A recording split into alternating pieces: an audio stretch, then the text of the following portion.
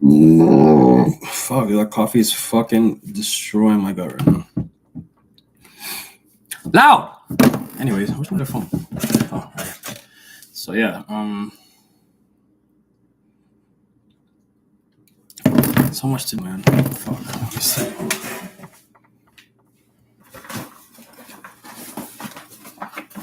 Oh man, my back.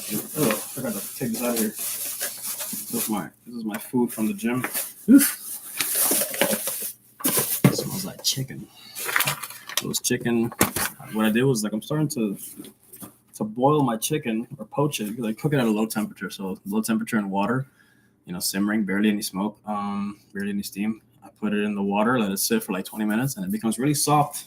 So what I do is I do that, and so I poach the chicken, then I tear it up, and then I saute it in like butter, garlic, different seasonings depending on like what I'm gonna eat it with.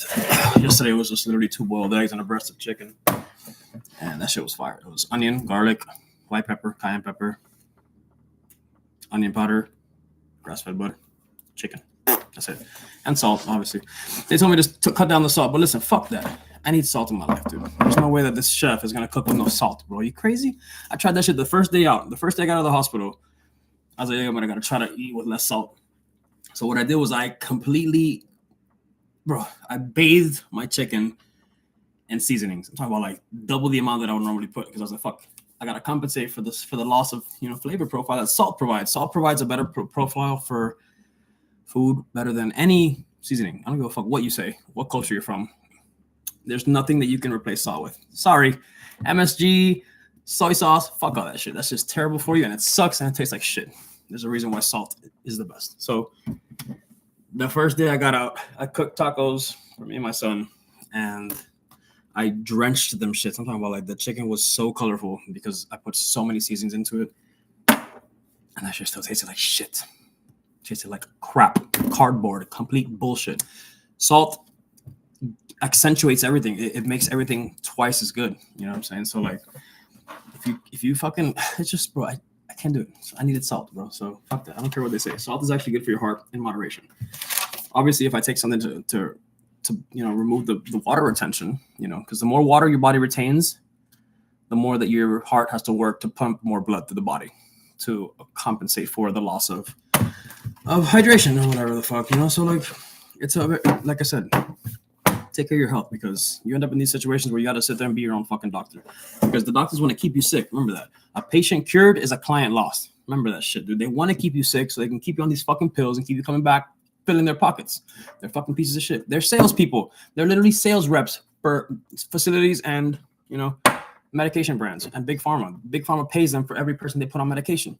Every time you get a chemotherapy, the doctor gets a $5,000 to $10,000 bonus. And for kids, it's even higher. So imagine, bro, if they're getting bonuses to put you on things that make you sick, why would you go to that person? You know what I'm saying? Like, it just doesn't make any sense. Like, I asked the doctor when I got out, I was like, why are you guys demonizing salt? Salt provides the minerals, like, sodium provides your heart with its power to pump blood. So they're like, oh yeah, but you're in your situation. Listen, bro, you're telling me to get off the salt because I have a bad heart. But they did studies, and it was the largest study on a human in history.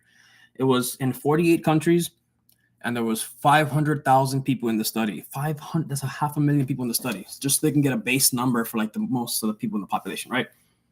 Everyone's blood pressure was better when they were on the salt. When they were at a low sodium diet, they had more heart problems, more heart issues, more palpitations, more cases of AFib. Like, why would you sit there and tell me to my face, hey, stop eating salt? Dude, fuck you. You want me sick so I can come back here? I feel like shit. Give me some more of your medicine so I can temporarily feel good. No, bro. No. Fuck out of here. Salt provides potassium, sodium, and magnesium, which is necessary for the heart to even function. I can't stand people who spread misinformation to make a dollar. Because remember, not every dollar is a good dollar, bro. Remember that shit, bro. I've told niggas to fuck themselves, coming with $10,000 a month, and I'm like, you know what? I just don't like your vibe, bro, and I don't like what you do for your shit. So you can go fuck yourself. Find somewhere else. I'm good.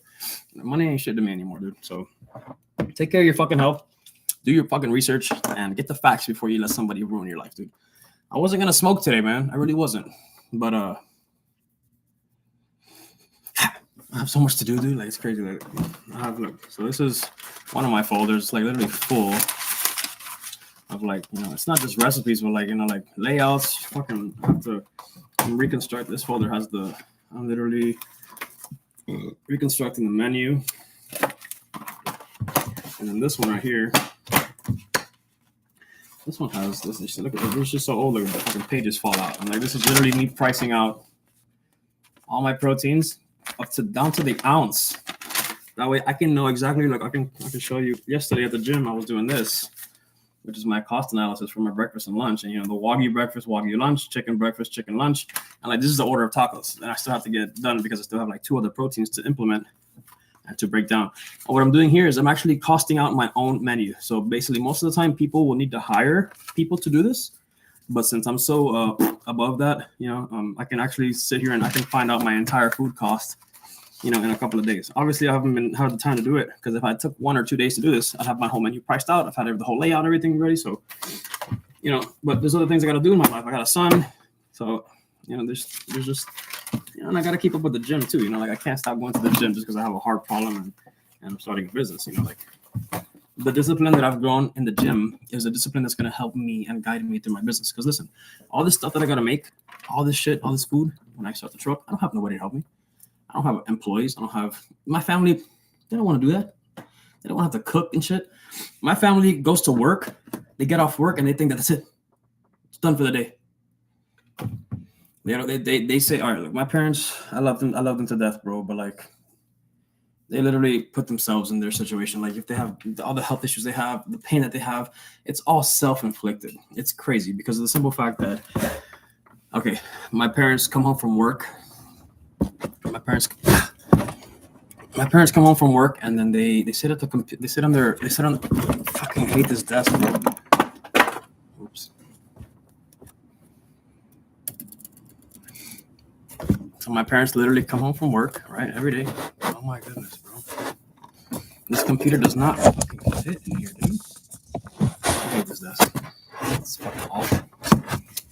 That's fine, whatever. So anyways, my parents will literally come home from work, change, shower, whatever the fuck they do, right? And then they will sit on that couch from the time they get home from work to the time that they go to sleep. That's like about 6 to 8 hours straight, right?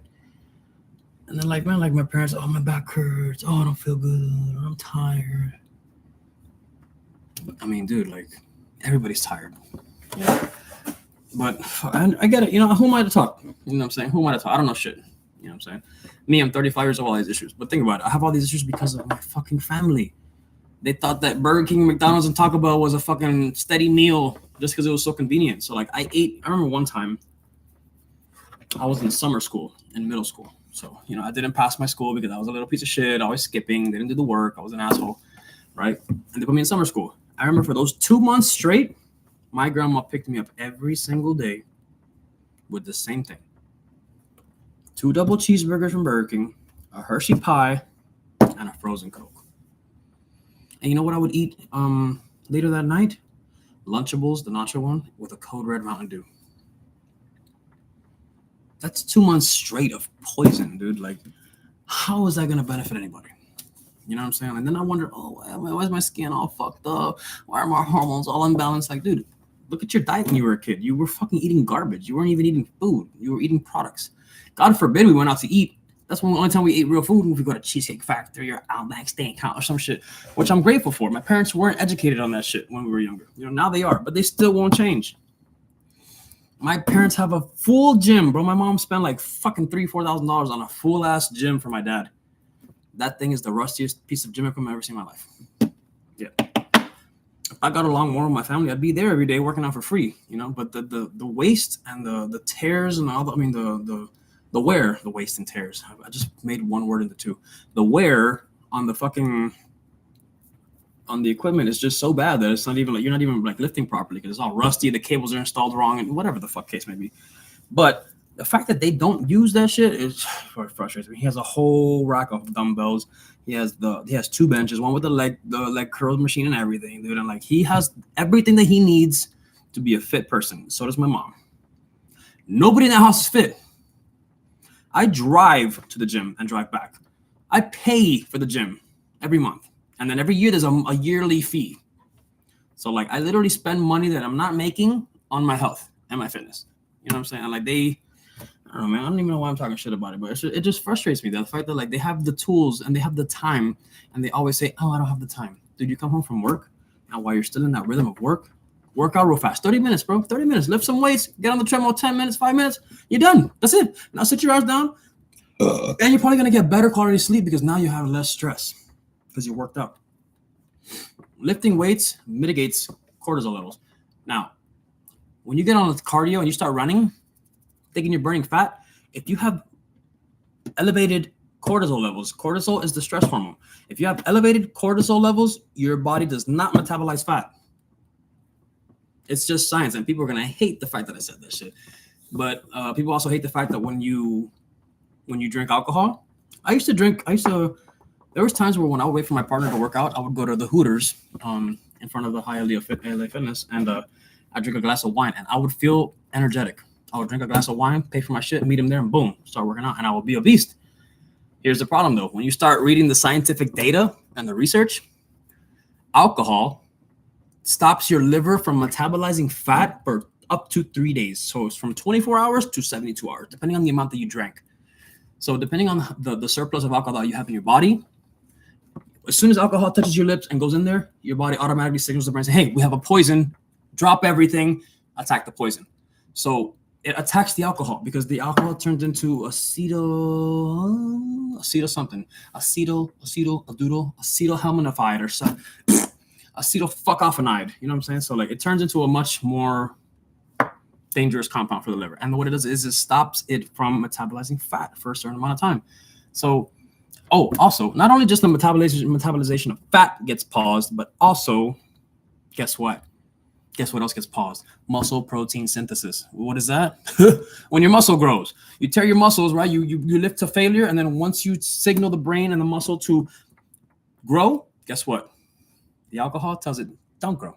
It says, stop what you're doing. Let's fight this poison first, and then we'll get back to that. And by the time you get to that, the tears that you made in your muscle are gone. So there's nothing to repair. So you're running in a circle. So I was like, man, I'm drinking and I feel great, but I was seeing no results. I was like, fuck, it's the alcohol.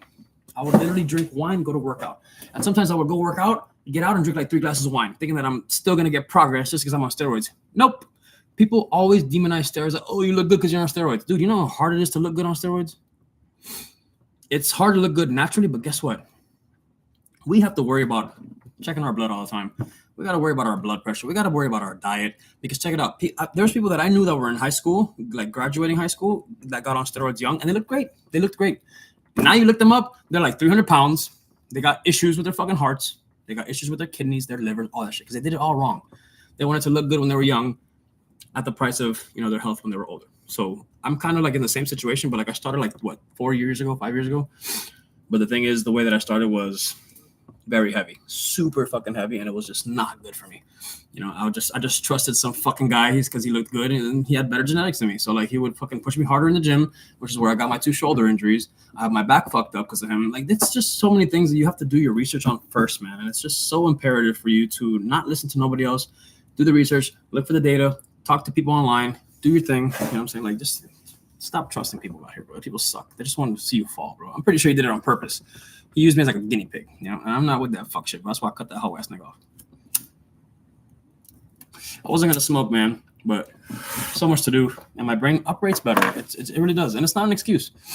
I get stuck. Like for days, I was stuck eating shit, not doing nothing, not being productive. When I got out of the hospital, and I felt like some fucking zombie ass 50-year-old man. I was like, dude, what am I doing? I'm not working out. I'm not doing nothing. I'm not even sitting down to fucking write nothing on the papers. As soon as I smoked, I cleaned the house.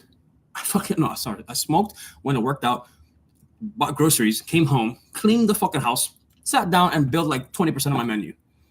All with one joint. Like, you're going to tell me that that's not going to let me be productive, bro? Come on, dude. Don't fucking come out of that shit. Everybody's different.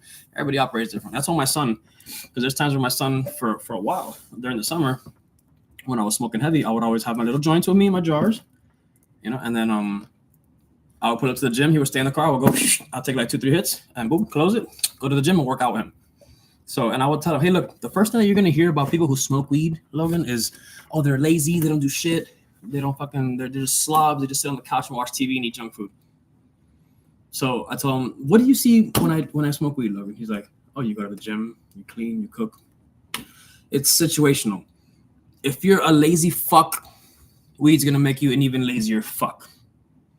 If you're a productive person who gets shit done and you're disciplined and you do things when you know you don't want to, even though you know you have to, you're gonna be a much more disciplined, productive person when you smoke weed. And that's how I've always been. I've never been that guy that smokes a joint, lays down, and sits there and watches Netflix, dude. The fuck has time for that? I smoke and I feel like I gotta do shit. You know, my blood starts pumping. I gotta move. I gotta work out. I gotta do this. I gotta get this done. I got like an automatic list in my head that says I gotta do this, this, and that. Boom. And if I don't get it done, that's when the anxiety comes in. When I decide to not do the things I need to do, that's when I start getting anxious. I start having panic attacks. I get heart palpitations, all that shit, dude. So like, it's not productive for me to smoke weed and just sit here and watch videos. It's not. If it's fucking pouring outside and it's 11 o'clock at night, I'm not going nowhere. So fucking, then I would have to sit here and just write as much stuff as possible. Sometimes I even thought about starting a journal to document all my progress, all my thoughts, because a lot of people say that, listen, they told me in the hospital, hey, you know, your stress is so through the roof that like, he said, like, do you want a business? I was like, I'm starting a business and I'm in the middle of it. And I'm in the part where it's the most difficult. We're getting it to start, you know what I'm saying? Which is the marketing, the networking, the menu building, the costing, the fucking food suppliers, the vendors. Everything is just so inconsistent and it's so difficult to do alone. You know, everybody else has a wife to help them. Everybody else has employees to help them that are fucking illegal as fuck. Like everybody has all these resources to help them. I have nothing. I just have this one brain and my 20 years experience. That's it. Not to mention the truck that this fuck nigga sold me. That he's like, oh yeah, I put a new engine, a new transmission. Dude, my mechanic said that whoever did that has the intelligence of a 16-year-old girl, not a mechanic. So that whole truck was a Frankenstein. There was like 8 different cars inside that hood. So like I've had to spend like $12,000 to $13,000 to get that shit running, and it still barely is at optimal levels, which is stressful as fuck too, you know. So they told me that that fat people that are unhealthy, they don't care. They don't think about them being unhealthy and being fat. They're happy with their life. So their stress levels are low. Even though they have all this bad inflammation, they have all these seed oils in their stomach, they fucking eat garbage food 24/7. They always have high blood glucose levels. They don't care. So the fact that they don't care, their mind is at ease. It's relaxed.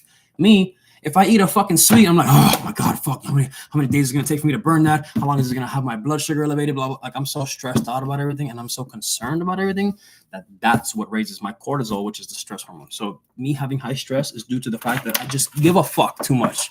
And, you know, I've always been the type to say, oh, I don't give a fuck. But clearly that's not true according to my blood work. You know, according to my blood work, I do give a fuck. I give too many fucks. So, like, for me, it's like, fuck, I have to learn. Everyone says, you just got to chill. I was like, no. Listen, you ever told a mad person to relax? What do? They don't relax, bro. If you ever see me hyped up, don't ever tell me to calm down. That's the last thing I'm gonna do. Because I'm already hyped. There's no going back. That's it. I'm done. Somebody gonna get hit, or someone gonna get hit with the truth.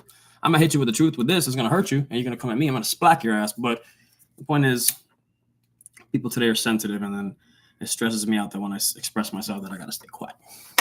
No, nigga. You're just soft as fuck. So today's my fucking ex's birthday, dude. So happy birthday to you, Delory. I hope you're fucking doing all right, man. And the reason I bring that up is because we had each other blocked on social media, like on every possible page. And then she made like a new account. And her new account is about like selling these little products or whatever, like these little skincare products, whatever. It's cute, dude. So she's trying. She's making little TikTok videos and shit. She looks great. Hope she's doing all right. So, you know, I have nothing against her. You know what I'm saying? Like I said, the steroids ruined that shit too. So we were together for 8 years. First time getting on a plane was with her. And I got on a plane with her, twice? One to Los Angeles and one to California. I mean, one to Los Angeles, one to Costa Rica. But I went to Costa Rica twice. One time she had planned a trip. She bought the ticket and everything. And she was like, oh, you know, just buy your ticket for the same day. I was like, no, you know what, bro? Since you planned it with me, without me, you can go ahead, bro. Have fun, bro. Go see your exes, do whatever you want to do. I was pretending to be toxic as fuck. And she was like, dude, so what the fuck? Do you want me to get you the ticket? I was like, no, I don't even want to go. Fuck that. So I was pretending that I didn't want to go. And my plan was to go regardless, you know. So I was gonna go and I was gonna surprise her while she was over there, and I did. It was 100% successful. when she finally landed over there, she said, "Damn, bro, I can't believe you didn't come with me." I was like, "That's fine, whatever it is. It is what it is. You planned it without me. Have fun." So I was trying to get her like to feel bad about it, right? So then, turns out, she had sent me pictures, whatever, where she was at this park or whatever, and I was, "Oh, what's the name of that park? It's cool, it's nice." So I was trying to like get in there, you know what I'm saying? So she sent me the name of the park. I found the park, and then a long time ago, so I didn't know this. When I got to the airport in Costa Rica, they asked me, "Hey, what hotel you're staying at?" I was like, "Oh, well, I don't have a hotel booked." And they're like, "Well, you need to show us somewhere where you're going to be staying." I was like, and then I explained to them the situation. I explained to them that I'm here to surprise my girlfriend. I pretended like I didn't want to go, and like now I'm just gonna pull up on her and pop out of nowhere in her own country. You know what I'm saying? Some type of movie romantic shit. You know what I'm saying? I was always that romantic guy with her, bro. She always brought the romantic side out of me. And she still does to this day. But so then like a long time ago, when I was selling drugs, I was really into like getting people. I wanted to send her friends like weed stuff because they pay so much money over there in Costa Rica for like bud and like carts and shit like that and wax, and like it's such low quality. It's garbage shit. It's terrible. The weed there is brown. It's fucking called kakemono for a reason. It's fucking monkey shit. Translation. You know, it's literally monkey shit. So I was like, yo, I gotta take my own shit. So every time I'd go, I would always stash the shit in my socks, get to the airport with some vapes, pills, all that stuff. So, and gummies too, edibles. So then I was like, look, bro, like you tell your homegirl to give me an address, bro, and I'll ship her something, bro. And if it doesn't make it, it's my loss. You know, I'm not telling her to send me money. I'm telling her I want to see if I can get it to ship to Costa Rica and make it land. So then one day her friend sent me that address. And I was like, boom, it clicked in my mind. I was like, fuck, dude, if I just show the airport this address, they're going to see that it's an address in Costa Rica. They're just going to let me slide. So I was like, fuck it. Instead of me having to sit there and book a hotel on site, which is kind of sketchy, you know what I'm saying? Like I literally winged that shit, dude. I went to Costa Rica on a plane by myself. Nobody knew nothing. I showed up, and then I didn't even have a hotel booked because I was planning to see her. So if everything would have gone wrong, you know what I'm saying? I would have been like in the streets of Costa Rica like for a while until I get a fucking hotel, which would have sucked. But whatever, I'm used to that shit. I don't give a fuck. I ain't scared of shit. But anyway, so then I showed up. I showed them the address. They let me through. I got to the park, and then like, bro, like. It was so cool, man. I never done that. I've never done that for nobody before, man. You know what I'm saying? So like, I showed up, and then her mouth was like this down here. Like she looked twice. She was like, bro. And then she went down the little road, whatever. She came back around. She was like, wow, dude, you fucking came to Costa Rica alone, bro. That's so crazy. And she was so psyched, bro. Her friend was crazy about it too. I was like, yeah, man, this is who I am. I like to do these little things, keep shit interesting. But yeah, so yeah, shout out to you, Delory. Happy birthday. I love you. You were always fucking awesome to me, man. So you never fucking knew with how pretty you were. You could have had whoever you wanted. You decided to stay next to my toxic ass for 8 years. So it sucks that now that I'm the best version of myself, you know, that you can't be here with me because I'm doing nothing but making sure that I'm becoming a millionaire within the next year or two. And you know, I wish you would be a part of this part of my journey too. You know, like you were part of the journey where I was just like working for a living, selling drugs, and like partying. And like, I wish I would have met you now. You know, in the time of my life where, you know, I know about respect. I know how to treat a woman. I know when to stay quiet. I know how to lead in a relationship. You know, so it's different things. You know, that I've learned. You know, and like if you think about it, I would have never learned these things if it wasn't for me losing her. So like it's kind of like I lost the chance to ever be with her again because of the fact that I did all the wrong things when I was with her. You know what I'm saying? So it's kind of heartbreaking. But I even got Pura vida, which is something they say in Costa Rica, every day, all day. It means like, you know, pure life, which is just like saying everything's good. You know what I'm saying? Like, yeah, everything's good. So but yeah, today's her birthday and it's hard not to even think about her. But I'm not gonna make this all about you, Delory. But yeah, I just wish you would be a part of this journey because it's actually the best version of the journey that I've experienced so far. I'm much more intellectual. I'm much more intelligent. I'm much more disciplined. And to me, I look better. You know, I'm not painting my hairline in anymore. I'm saying, fuck it. I'm accepting the things as they are. You know what I'm saying? I'm not having that big, ugly, messy beard that's for some reason you used to like. I'm not sure why. I look at the old videos of when I was with you, Delory, and I just look so messy and sloppy. Like now I look a lot better. I look skinnier, you know, more in shape. You know, my beard looks better. You can see like my jawline through the beard because it's lower. I got the salt and pepper going on. You know what I'm saying? Like I still got to fix my lip from when I got my ass beat. You know, my teeth, I got to replace them. But that comes in time. That's like $100,000 in surgeries right there. So, you know, I gotta get this truck going, bro. So I need to get back to making that $40,000 a month. $40,000 a month was it was $36,000 a month working 5 days a week. So that's 20 days. That's 20 days. 5, 10, 15, 20. There's 10 days left. Yeah, 30. Okay, cool. So then that's 10 days out of the fucking month that I was off, and I still was able to reach a revenue of $36,000. So I calculated at that rate, it will be $53,000 and change if I were to work 7 days a week. So obviously I need time to chill. Obviously not to chill, but like to prep the food, go buy no food. I'm alone, so I gotta go to the vendors, buy the food. I gotta go home, prep the food, cook the food, package the food, label the food, and freeze the food. So then, it's not gonna be fucking easy, man. Like, this guy no way has fucking like 30 people working for him, and he's barely making it. So like, it's gonna be real difficult in the beginning for me, dude, because I'm literally asking nobody for help. There's just one chef that wants to help me out because she wants to have a food truck, and she said, "Listen, bro, like, count with me for anything you need. On my days off, I'll show up, I'll help you cook, I'll help you like prep, I'll help you do stuff." But I'm not the type of person to do that. I don't like to ask for help if I don't have nothing to give. Like, I'm not gonna pay this lady. You know what I'm saying? She wants to learn stuff. She's like, "Oh, you don't have to pay me or whatever the fuck." I was like, "Listen, but I don't feel right making somebody work and me telling somebody what to do. Because listen, if you come onto my truck, I'm the boss. So I'm gonna tell you what to do, how to do it, when to do it, where to do it, and why.